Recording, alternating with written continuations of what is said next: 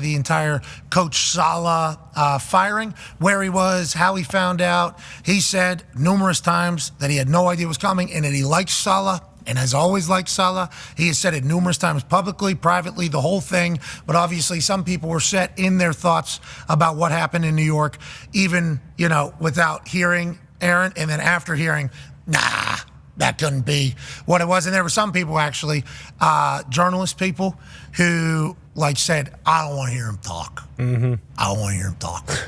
And then they go, why didn't he say anything about himself and take some accountability? It's like, well, he did, you see. If you would have, you gotta hear it. If you would want to hear it or listen to it, that's probably a part of the problem. You don't want to hear it. Mm-hmm. So even if it is said, you don't hear it. You can't hear it. Well, it's not just sports problem, I don't think.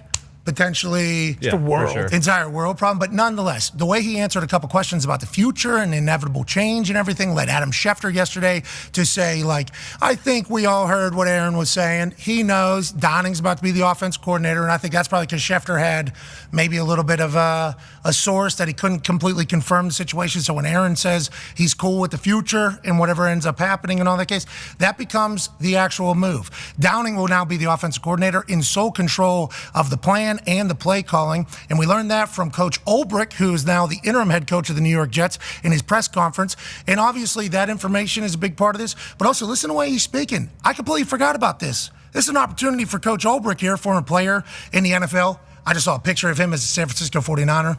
Yeah. We're talking about a dog. Look out. Yes. We're talking about a dog. We got mohawks. We got goatees. Mm-hmm. Kind of an MCDC potential feel here as a former player. There he is. Whew. There he Come is. On. You think that guy's getting knocked back in the head-to-head combat? Nope. Absolutely not. Come on. Now you see the beard he's got, but when he's talking, it's like, oh shit, this is my opportunity to show that I can be a head coach in this league, and I think this is a wonderful answer.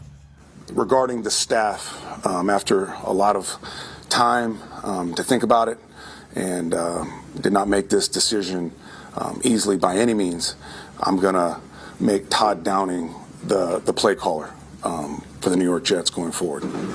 And this is more a byproduct of a different take on things. I'm not saying it's a better or worse take on things by any means, but just a different take on things, a fresh approach. So ultimately, Todd will have the full say on the game plan and ultimately the plays that are called within the game. Saying that as well, just another testament to the human being that Nathaniel Hackett is. The fact that he's going to give us everything in his body and heart and soul, and he's going to continue to be a big part of the success we're going to have going forward from an offensive perspective. And just I feel so fortunate that he's staying with us. Here's a guy that's been a head coach in this league and willing to draw cards, willing to do whatever it takes. So the true heart of a servant. Just I feel so fortunate that he's on our staff, that he's in our lives, and I can't speak enough good things about him.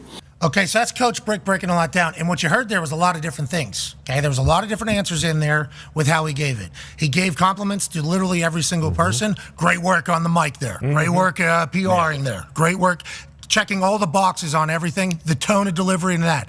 Downing is running the offense, okay? Hackett's sticking around. He's drawn up cards. Is that what I heard there in that particular answer? And then he said, this dude's just willing to serve our offense and our team is such an amazing thing. I think he handled that wonderfully.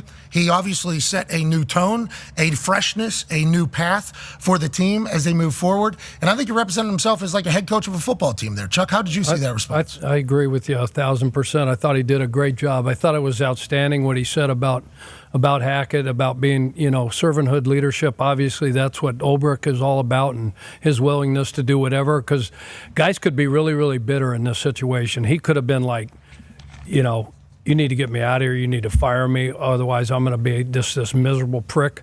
Every single day I come in here and make life miserable for this offensive staff. Todd Downing stepping in the new deal, but that's not who Nathaniel Hackett is. So it was awesome hearing Ulbrich say that, and that group's going to stay together. And all those other coaches are going to rally behind him, though, right?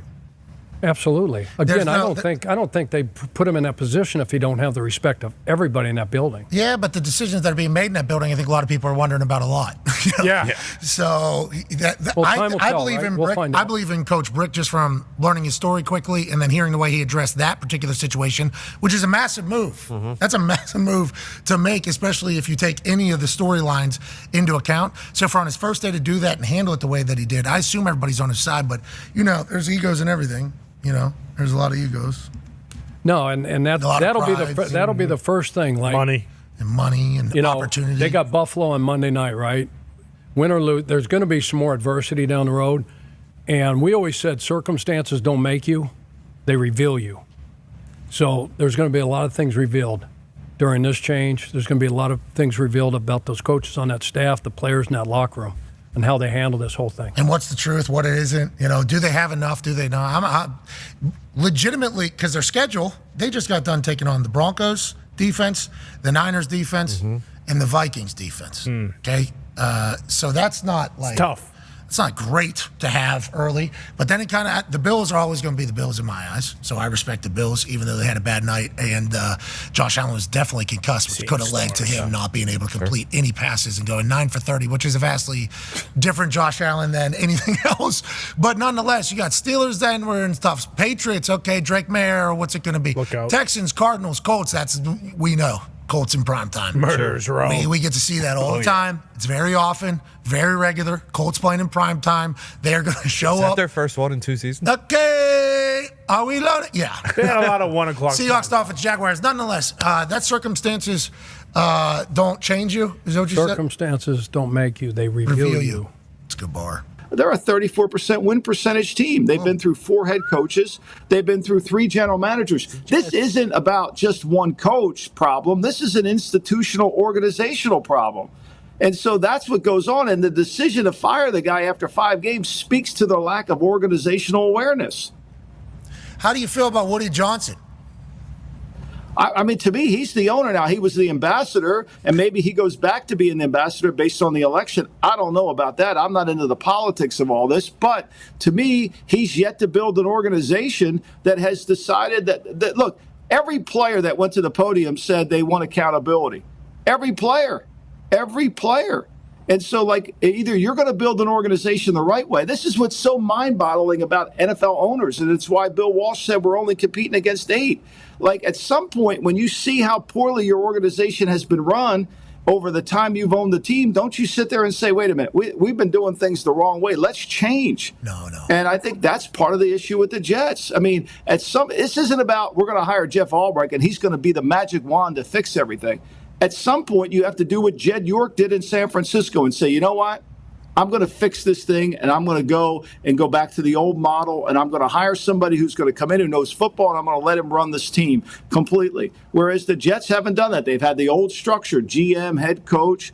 And again, this isn't about one person, because when you fire 4 coaches and you fire 2 general managers, and Douglas is on his last year, and you're a 34% win percentage team over this time period, it speaks to something bigger problem than just, Bobby's not a good coach. So it's either your terrible hiring, right, is happening, your organization, or your decisions that you're making personally that are leading to your building not being great. At some point, you got to look in the mirror, you would think, and maybe this is the time, and maybe Olbrich does. Hell yeah. Maybe he turns it all around. Maybe that's what the move. But one guy, it's hard that one guy to turn it around. That's what I'm trying to say. It takes everybody to turn it around. And in that Jet building, there's no culture within that building. We've heard it. The players have screamed it. We have no accountability. Jets how do you get accountability? The owner's got to give you the authority to have the accountability. Hell yeah. When the players don't think that. That's what happened to us at the Raiders. All the players knew that they didn't work for Chuck will tell you, they didn't work for the coach, they worked for the owner. So it was hard to have accountability. Do you think Joe D, excuse me, Pat, I'm sorry, do you think Joe D and Robert were in lockstep? I think no. I don't think Robert had anybody in that building to help him solve problems. I think Joe is good at picking players, but the job of a general manager is to solve problems. The job of the general manager isn't to pick the right guy in the 4th round. That's important. But the job is to say, hey, here's the trajectory of our franchise. Here's what we need to fix. Here's the culture within our building. How do we fix that? See, you can promote somebody from being the director of college scouting and he'll pick good players, but that doesn't necessarily mean you're building a good team. Maybe this next era is their best era for Jets and Jets fans because so Mets positive. are doing it. Maybe. There's a chance, Lombo. You never know. It feels like the Jets are stuck in the mud. And if you're stuck anywhere, you know what you need? What's that? 2,500 heavy-duty Rebel Ram. Amen. It'll tell you how to Ram whatever. truck, baby. Yeah, you need that. Everybody loves that truck. Everybody saw you in that. Hey, it's powerful. I appreciate you, ladies and gentlemen. Michael Lombardi. Hell yeah.